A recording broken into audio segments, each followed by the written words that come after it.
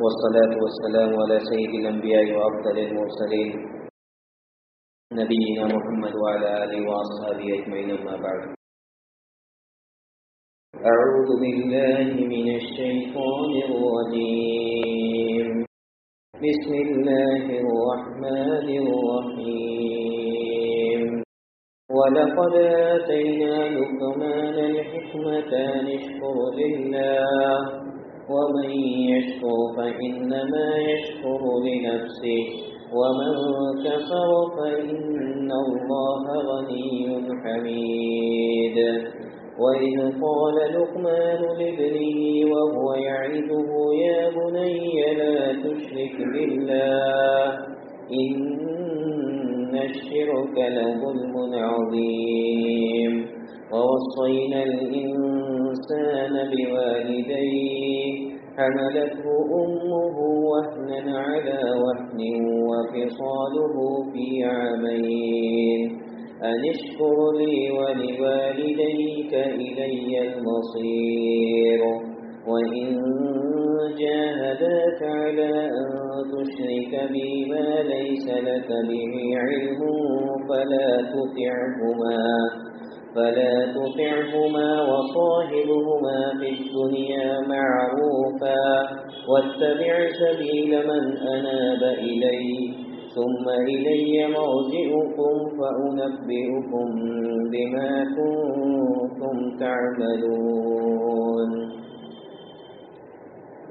محترم حاضرین، گزشتہ درس میں سورہ لقمان کی چند آیات کی تفسیر آپ کے سامنے پیش کی گئی تھی. اسی کو آگے بڑھاتے ہوئے آج کے درس کے لیے بھی چند آیات تلاوت کی گئی ہیں.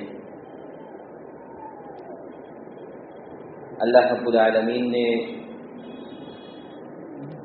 ان آیات میں حضرت لقمان کی نصیحتوں کا بیان کیا ہے. یہ لقمان کون تھے؟ مفسرین کا اس بات میں اختلاف ہے کہ یہ نبی تھے یا نبی نہیں تھے، لیکن جمہور مفسرین اس بات کی طرف گئے کہ یہ نبی نہیں تھے. اللہ رب العالمین نے قرآن کریم کے اندر بیان فرمایا کہ وَلَقَدْ آتَيْنَا لُقْمَانَ الْحِكْمَةَ أَنِ اشْكُرْ لِلَّهِ، کہ ہم نے لقمان کو حکمت عطا کی. حکمت یہ انبیاء اکرام کو بھی عطا کی جاتی ہے، اسی لیے جو مفسرین اس بات کی طرف گئے تھے کہ یہ نبی ہے یا نبی نہیں ہے، تو حکمت سے یہ بات ثابت نہیں ہوتی کہ یہ نبی تھے. راجح قول یہی ہے کہ یہ نبی نہیں تھے. یہ لقمان کون تھے؟ یہ اللہ رب العالمین کے ایک نیک بندے تھے، اور اللہ رب العالمین نے ان کو علم و حکمت سے نوازا تھا. حکمت کا مطلب ہوتا ہے کہ اتقان العلم و اجراء الفعل علی وفق ذلک العلم. حکمت یہ علم کی پختگی کو کہتے ہیں، اور جو علم اللہ رب العالمین نے دیا ہے اسی کے مطابق عمل کرنا، اس کا نام حکمت ہے. حضرت لقمان کو اللہ رب العالمین نے علم و حکمت سے نوازا تھا. علامہ ابن کثیر رحمہ اللہ نے حضرت لقمان کے بارے میں دو واقعات ذکر کیے ہیں. پہلا واقعہ ہے کہ یہ لقمان یہ ایک غلام تھے. یہ کسی کے یہاں غلام سے نوکری کرتے تھے اور یہ اپنے مالک کی بکریاں چراتے تھے. ایک مرتبہ اس کے مالک نے کہا کہ ایک بکری ذبح کر کے بکری کا جو سب سے بہترین حصہ ہے وہ لے کر کے بکری ذبح کرو اور اس بکری میں جو کھانے کا جو سب سے بہترین حصہ ہے وہ میرے سامنے پیش کرو.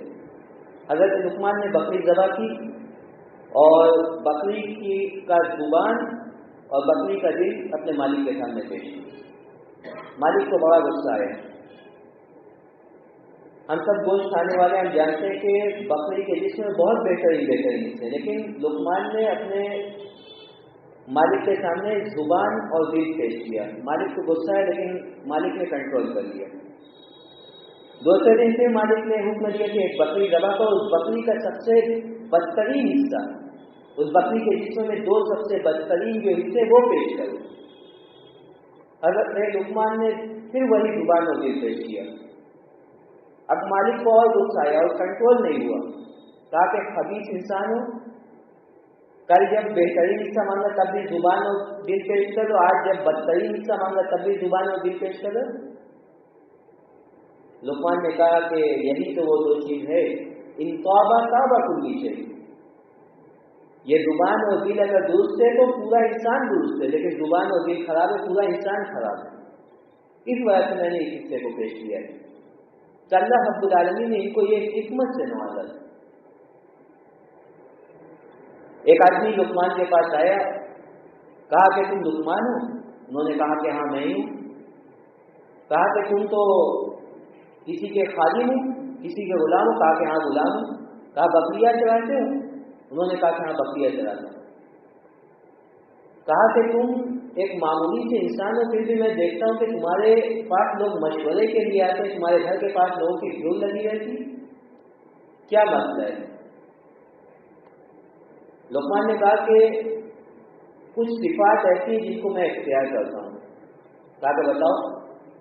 کہا کہ غضی بصری واحسن فرجی. کہا کہ میں جب راستہ چلتا ہوں اپنے نگاہوں کی حفاظت کرتا ہوں، اپنی نگاہ پست رکھتا ہوں اور اپنے شرمگاہ کی حفاظت کرتا ہوں، اور وصدق لسانی، میں جب بات کرتا ہوں تو سچ بولتا ہوں، ووفاء عہدی، کسی سے وعدہ کرتا ہوں تو وعدہ پورا کرتا ہوں، وتکریم ضیفی، اور میرے گھر اگر کوئی مہمان آتا ہے تو میں اس کی بڑی عزت کرتا ہوں، وترکہ ما لا یعنی، اور میں لایعنی اور فضول کاموں میں اپنا وقت برباد نہیں کرتا. لایعنی اور فضول کاموں سے میں دور رہتا ہوں. اسی وجہ سے لوگ مجھ سے قریب ہوتے ہیں. تو یہ لقمان تھے. اللہ رب العالمین نے کہا کہ ہم نے لقمان کو حکمت عطا کی. حکمت کا معنی آپ کے سامنے بیان کیا گیا کہ علم کی پختگی اور اس علم کے مطابق عمل کرنا، اس کا نام حکمت ہے. حکمت یہ حکم سے بنا ہے اور یہ حکم سے بنا ہے. حکم کا معنی ہوتا ہے کسی چیز کو روکنا، کسی چیز کو کنٹرول کرنا. اللہ رب العالمین نے کا جو نام ہے 99 نام، اسی میں سے اللہ رب العالمین کا ایک نام حکیم ہے. یعنی اللہ رب العالمین کا سارا کام یہ بالکل پرفیکٹ ہے، بالکل پری پلان ہے. ایک انسان کوئی پلاننگ کرتا ہے، اس کی پلاننگ فیل ہو سکتی ہے، اللہ کی پلاننگ یہ کبھی فیل نہیں ہو سکتی، اس لیے اللہ حکیم ہے. اور حکمت یہ قرآن کی بھی ایک صفت ہے. اللہ رب العالمین نے فرمایا کہ کتاب احکمت آیات، قرآن کریم کی تمام آیات یہ محکم، یعنی قرآن کریم کی تمام آیات جو ہیں یہ اپنی جگہ پر بالکل پرفیکٹ ہے، بالکل درست ہے. قرآن کی کوئی آیت کے بارے میں آپ یہ نہیں کہہ سکتے کہ یہ آیت یہاں نہیں ہونی چاہیے. اور اسی لیے گھوڑے کے منہ میں جو لگام لگائی جاتی ہے لوہے کی، اس کو بھی حکم کہا جاتا ہے، کیونکہ وہ لگام اس گھوڑے کو کنٹرول کرتی ہے. تو اللہ نے کہا کہ ہم نے لقمان کو حکمت عطا کیا، اور حکمت عطا کی تو سب سے پہلا کیا حکم دیا؟ انشکر للہ، کہ اللہ رب العالمین کا شکر ادا کرو. ایک انسان جس کا کھاتا ہے، جس کا پیتا ہے، جس کی آکسیجن سے سانس لے رہا ہے، انسان پر واجب ہے کہ وہ اس کا شکر ادا کرے. یہ اس کا حق ہے. انسان جس کا کھا رہا ہے اس کا شکر ادا کرے، یہ اس کا حق ہے کہ اس کا شکر ادا کرے. اور آگے اللہ رب العالمین نے ہمارے اس اشکال کا جواب دیا ہے، وَمَن يَشْكُرْ فَإِنَّمَا يَشْكُرُ لِنَفْسِهِ. ہم اللہ رب العالمین کا شکر ادا کرتے ہیں، ہم نماز پڑھتے ہیں، ہم قرآن کی تلاوت کرتے ہیں. کیا اس سے اللہ رب العالمین کا کوئی فائدہ؟ کیوں اللہ نے نماز پڑھنے کا حکم دیا؟ کیوں اللہ نے اپنی عبادت کرنے کا حکم دیا؟ کیا اس سے اللہ رب العالمین کو کوئی فائدہ؟ ہرگز نہیں. وَمَن يَشْكُرْ فَإِنَّمَا يَشْكُرُ لِنَفْسِهِ. اللہ نے کہا کہ جو شکر کرے گا وہ اپنے نفس کے لیے شکر ادا کرے گا، اس سے اللہ کو کوئی فائدہ نہیں ہے۔ اگر انسان اللہ کا شکر ادا نہ کرے، اللہ کی ذات میں کوئی کمی آنے والی نہیں ہے۔ وَمَنْ كَفَرَ فَإِنَّ اللَّهَ غَنِيٌّ حَمِيدٌ، جو ناشکری کرتا ہے تو اللہ کا کوئی نقصان نہیں کرتا۔ اللہ تو پہلے سے غنی و حمید ہے، اللہ پہلے سے تمہاری تعریف سے لینے آتی، ہماری تعریف سے ہمارے شکر سے اللہ کا کوئی فائدہ ہونے والا نہیں۔ اللہ رب العالمین حمید ہے، اسے ہمارے تعریف کی کوئی ضرورت نہیں ہے، وہ پہلے سے حمید ہے، وہ ہمیشہ بھی تعریف کے لائق۔ ہم تعریف کریں نہ کریں، ہم شکر گزاری کریں نہ کریں، اللہ رب العالمین کا اس سے کوئی فائدہ ہونے والا نہیں۔ اس کے بعد حضرت لقمان کی نصیحتوں کا بیان کیا اللہ نے۔ لقمان نے اپنے بیٹے کو جو نصیحت کی اس کا تذکرہ کر رہا ہے، وَإِذْ قَالَ لُقْمَانُ لِابْنِهِ وَهُوَ يَعِظُهُ يَا بُنَيَّ لَا تُشْرِكْ بِاللَّهِ إِنَّ الشِّرْكَ لَظُلْمٌ عَظِيمٌ۔ اور یاد کیجیے جب لقمان نے اپنے بیٹے سے کہا، اس کو نصیحت کی، وَهُوَ يَعِظُهُ، اپنے بیٹے کو نصیحت کی۔ ایک باپ یہ اپنے بیٹے کو نصیحت کر رہا ہے۔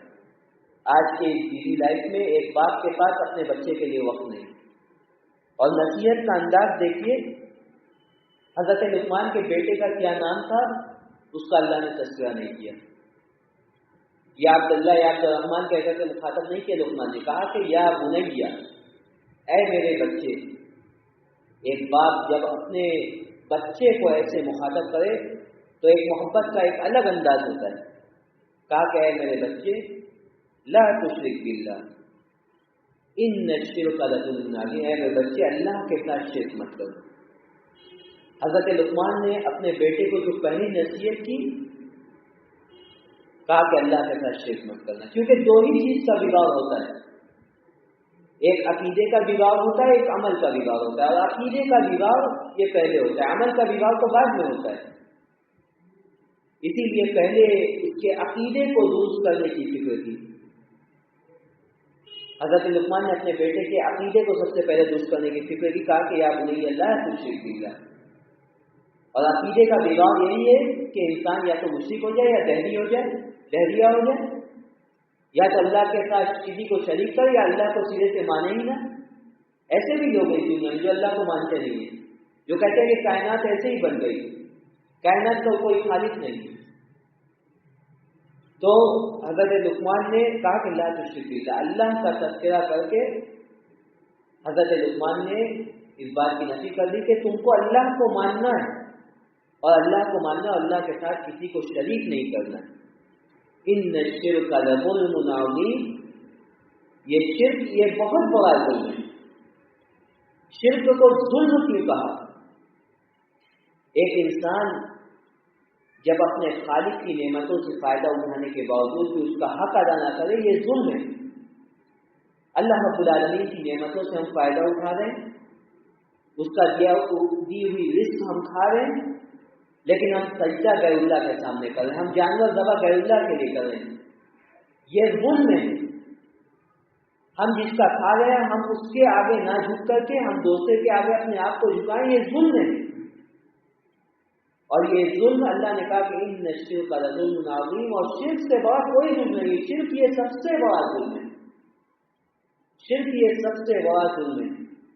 ایک انسان اللہ رب العالمین کی نعمتوں سے فائدہ اٹھا رہا ہے، لیکن اس کے باوجود وہ اللہ کے آگے اپنے آپ کو جھکا نہیں رہا ہے، اللہ کی عبادت نہیں کر رہا ہے، غیر اللہ کی عبادت کر رہا ہے، یہ وہ ظلم کر رہا ہے، اللہ کے حقوق میں ظلم کر رہا ہے، اور اس کے ساتھ ساتھ وہ اپنے نفس پر بھی ظلم کر رہا ہے، کیونکہ شرک کا بدلہ یہ جہنم ہے، یہ دائمی جہنم ہے۔